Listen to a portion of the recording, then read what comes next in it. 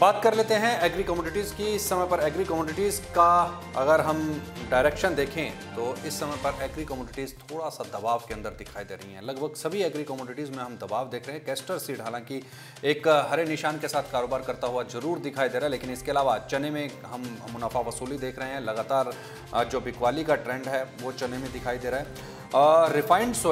Refined सोया के अंदर हमने एक पॉजिटिव ट्रेंड आते हुए देखा। पॉजिटिविटी के बाद में एक प्रॉफिट बुकिंग हमने यहाँ पर आते हुए देखी, और यही कुछ हाल हमने टर्मरिक के अंदर भी देखा। टर्मरिक इस समय पर लाल निशान के साथ कारोबार करती हुई दिखाई दे रही है, उसमें भी मुनाफा वसूली यहाँ पर देखने को मिल रही है। कॉटन सीड ऑयल केक, जैसा कि बीते हफ्ते हमने बताया था कि 2000 रुपये के ऊपर के जो स्तर हैं वो कॉटन सीड ऑयल केक में रिस्कियर स्तर हैं। यहाँ पर खरीदारी से या स्टॉक करने से बचने की ज़रूरत है। कॉटन सीड ऑयल केक में अगर आप खरीदारी करके चलना चाहते हैं तो अभी निचले स्तरों का इंतज़ार करना चाहिए। तकरीबन 1600 रुपये के आसपास वो लेवल्स बनते हैं जहाँ पर एक अच्छा स्टॉक मेंटेन किया जाना चाहिए, लेकिन अभी के जो लेवल्स यहाँ पर दिखाई देते हैं काफ़ी रिस्की जोन के अंदर ये लेवल्स दिखाई देते हैं। ग्वार को हम स्थिर देख रहे हैं। ग्वार इस समय पर कच्चे तेल से थोड़ा बहुत क्यूज ले सकती है, और आने वाले समय में ग्वार के प्राइसेस के ऊपर कच्चे तेल का सीधा सीधा असर भी हम आते हुए देखेंगे।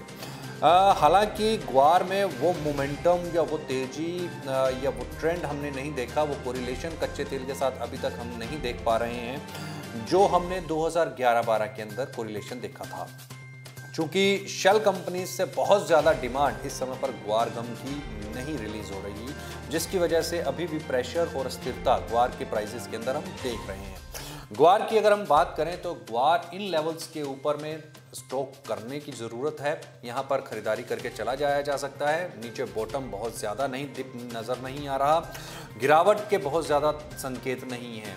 यहाँ से ग्वार पॉजिटिव हो सकता है, जैसा कि बीते हफ्ते भी हमने बताया था कि एक ट्रेंड 4600 रुपये से लेकर के 4800 रुपये का हमें यहाँ पर दिखाई देता है।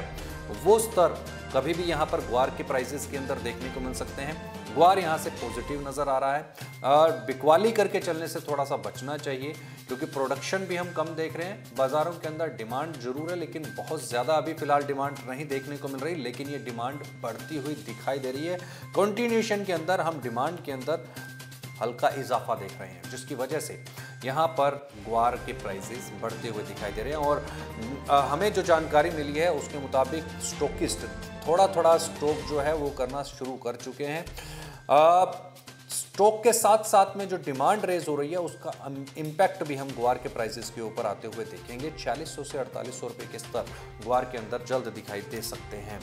इसके अलावा सीपीयू की बात करें, क्रूड पाम ऑयल के अंदर हमने एक रेंज देखी है 560 रुपये से लेकर के और 570-75 रुपये के बीच के अंदर हमने सीपीयू को आते हुए देखा है, ट्रेड करते हुए देखा है। 575 रुपये के आसपास हम बिकवाली देखते हैं, 560 रुपये के आसपास में हम खरीदारी आते हुए देखते हैं।